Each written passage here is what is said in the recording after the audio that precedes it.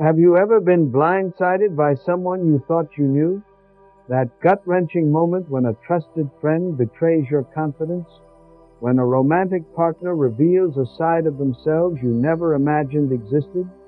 When a seemingly kind coworker undermines you the moment an opportunity arises?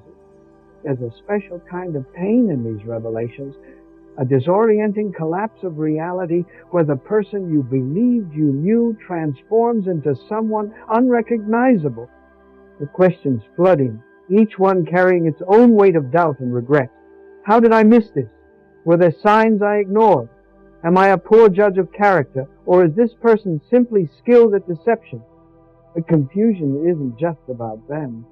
It's about you and your ability to navigate a world where people don't always show you who they truly are. The aftermath of these revelations often leaves a residue that affects all your relationships.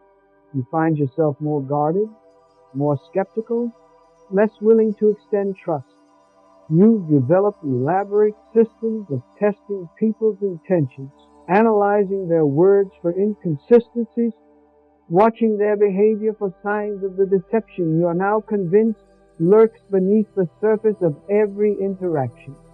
Or perhaps you swing in the opposite direction, doubling down on the belief that your experience was an anomaly, that most people are exactly who they appear to be.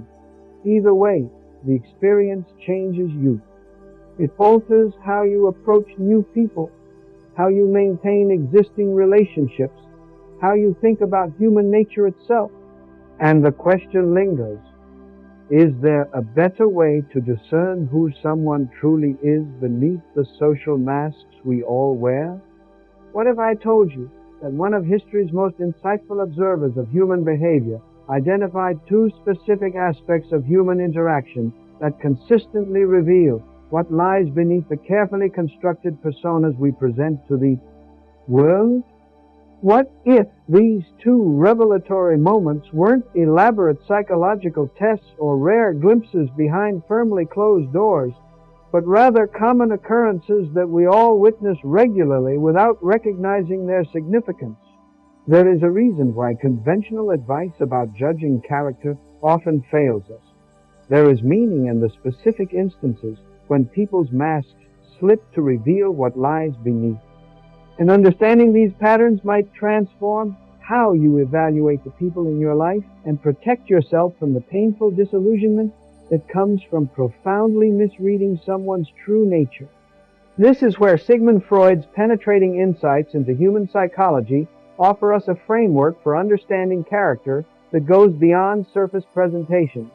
At the heart of Freud's understanding was the recognition that we are not transparent to ourselves, that our conscious intention and self-image often conflict with deeper drives and tendencies that influence our behavior in ways we neither recognize nor control.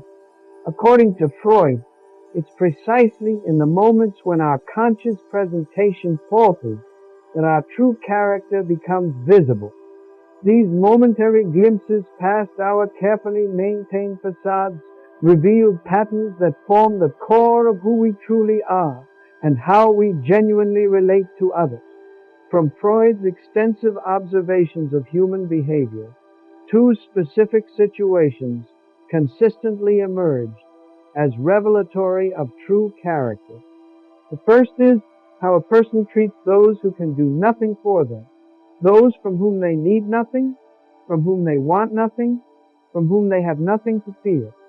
The second is how a person responds when they encounter frustration or limitation, when they don't get what they want, when they face resistance to their desires, when the world refuses to bend to their expectations.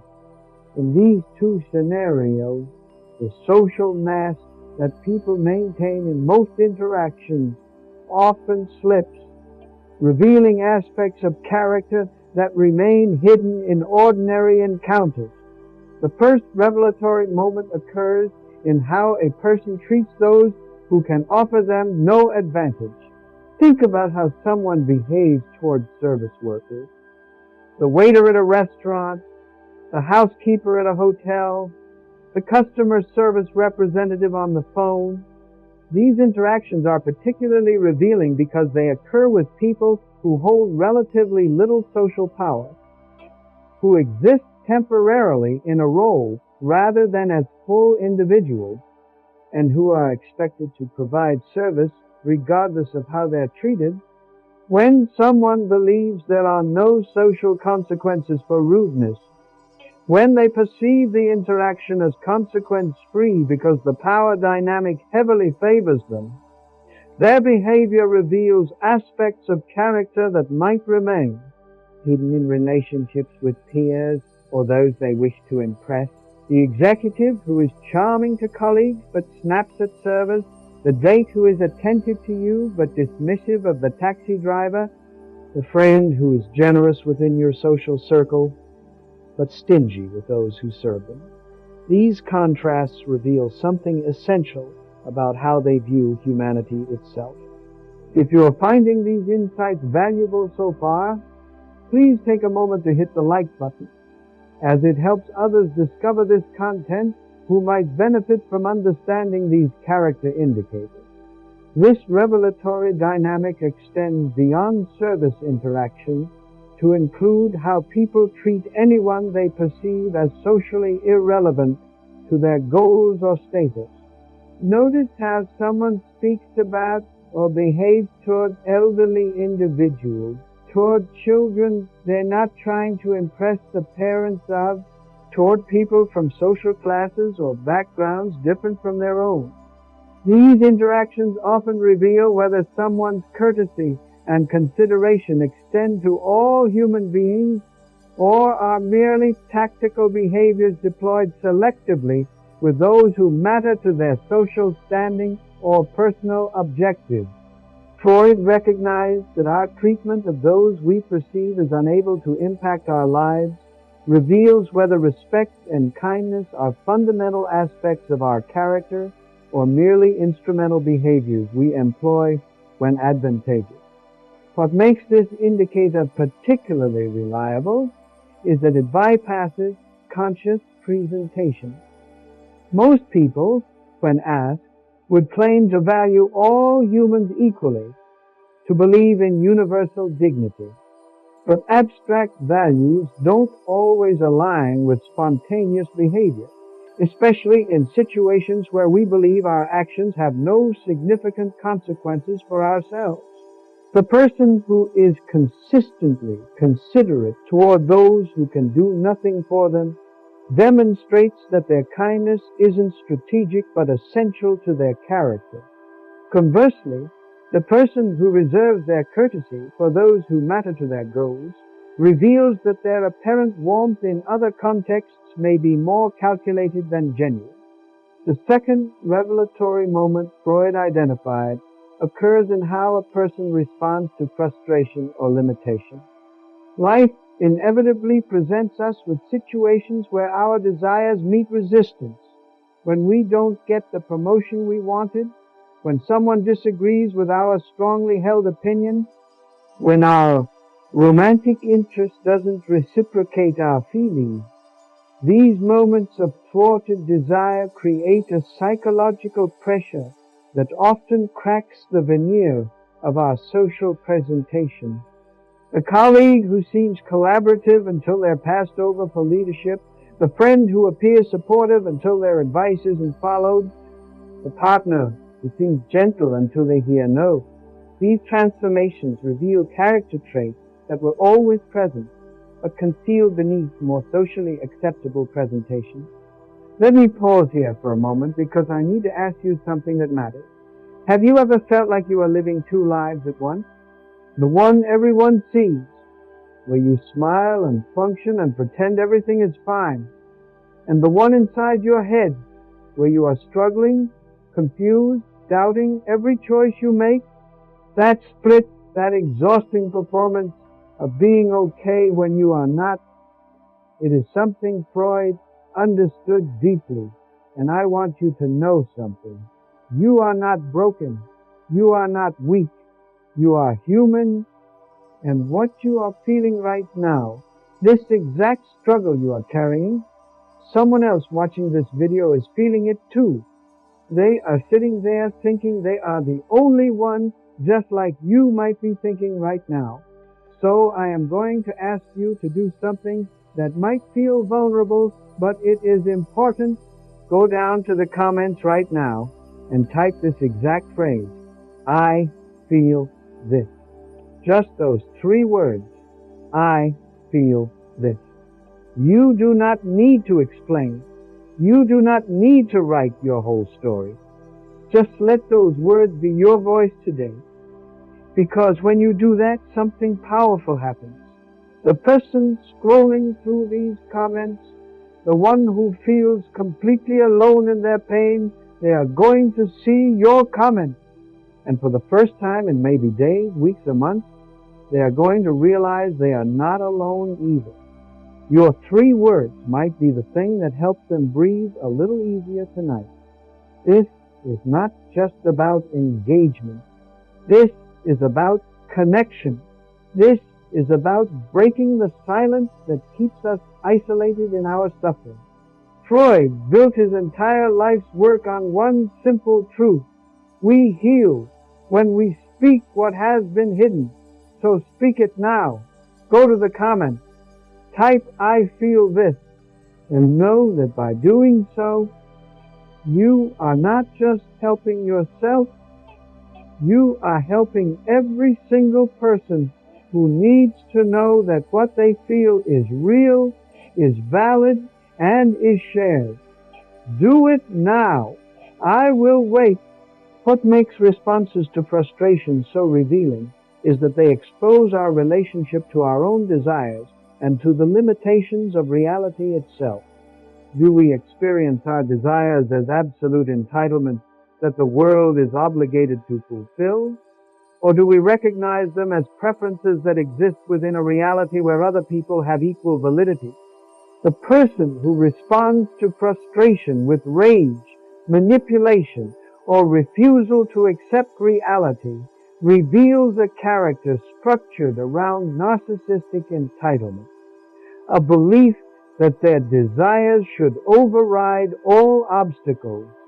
The person who responds with proportional disappointment followed by adaptation reveals a character grounded in a more realistic relationship to both their own needs and the independent existence of others.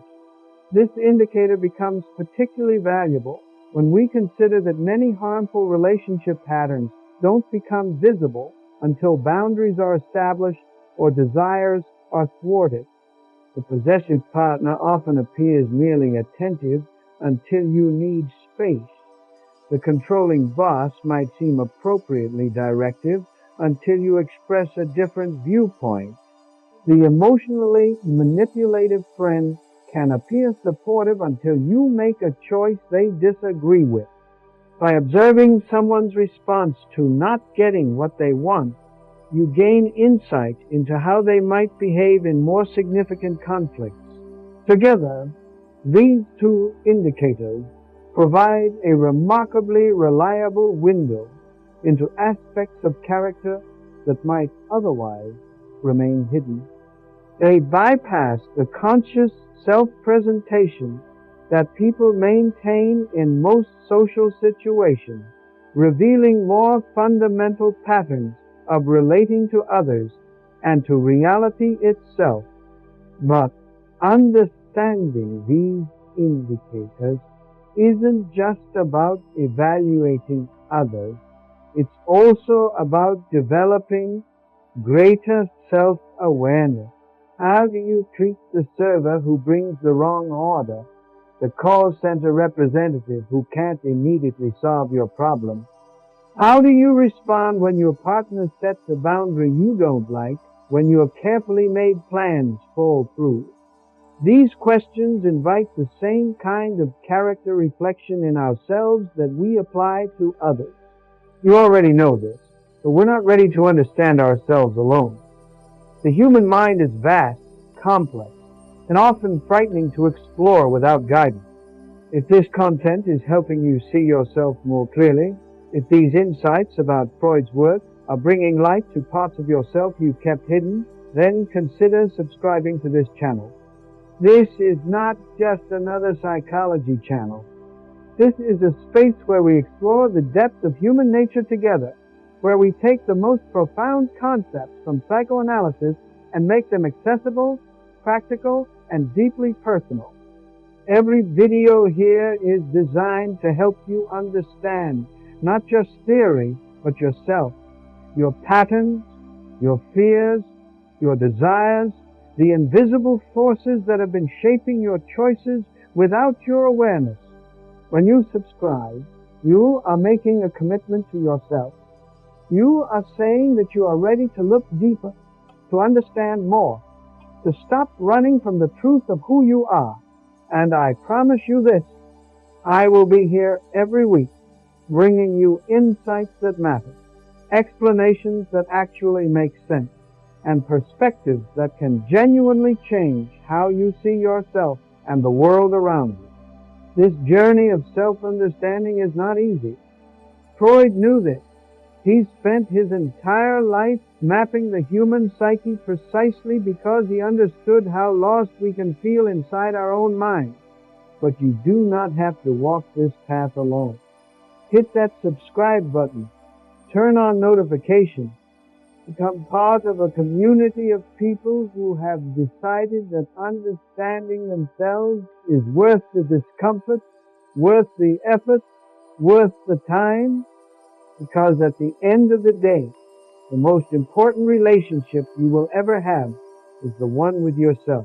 And that relationship deserves your attention, your curiosity, and your courage. So subscribe now, and let's continue this exploration together. Your future self will thank you for taking this step today. It's worth noting that Freud's observations don't suggest that people are either entirely good or entirely bad. Human character is complex and multifaceted, containing contradictions and capacities for both growth and regression. Someone might consistently treat service workers with respect. Another person might handle frustrations with maturity, but unconsciously change their behavior based on someone's social status. These complexities don't invalidate the revelatory power of the two indicators. They simply remind us that character assessment requires nuance rather than binary judgment. This complexity points to another important dimension of Freud's understanding. Character isn't static, but dynamic and responsive to both internal development and external conditions. Our typical patterns develop through our earliest relationships, but they can evolve through self-awareness and corrective experiences. Someone who recognizes their tendency to devalue those who can offer no advantage can develop greater awareness and cultivate more consistent respect. A person who becomes aware of their disproportionate reactions to frustration can learn to pause between feeling and action, creating space for more adaptive responses. Character has both stability and plasticity, enduring patterns that nonetheless remain open to growth. These revelatory moments provide crucial information for making decisions about who to trust and what boundaries might be necessary. The person who consistently treats those of lower status with contempt is showing you something essential about how they categorize humanity. The person whose response to minor frustration involves rage or manipulation is revealing how they might behave in more significant conflicts. These patterns, especially when observed consistently over time, provide reliable guidance for your relational choices. This guidance becomes particularly valuable in contexts where character assessment carries significant consequences. When considering a business partnership, a romantic commitment, or any relationship where your well-being depends partly on the other person's fundamental way of relating to others. In these high-stakes decisions, paying attention to these two indicators provides information that goes beyond conscious self-presentation or stated values. Share this video with someone who might benefit from understanding these reliable indicators of character. They might avoid the painful disillusionment that comes from profoundly misreading someone's true nature. As we conclude, consider how you might apply these insights in your own life. Begin by simply observing, noticing how the people around you treat those who can offer them no advantage, and how they respond to frustration. Suspend immediate judgment as you gather this information, recognizing that single instances might reflect temporary stressors rather than enduring patterns. Look for consistency across situations and over time. And as you observe others, bring this same attentiveness to your own behavior in these revealing moments. These reflections aren't occasions for harsh self-criticism, but opportunities for greater self-awareness and intentional growth. Perhaps the most valuable aspect of Freud's insights is that they direct our attention to what matters most, not to superficial charm or social performance, not to stated values or carefully maintained personas, but to the fundamental ways people relate to others and to reality itself. Do they accord dignity based on inherent worth or instrumental value? Do they experience their desires as absolute entitlements or as preferences that exist within a reality where others have equal validity? These questions go to the heart of character, to the patterns that will ultimately determine how someone impacts your life.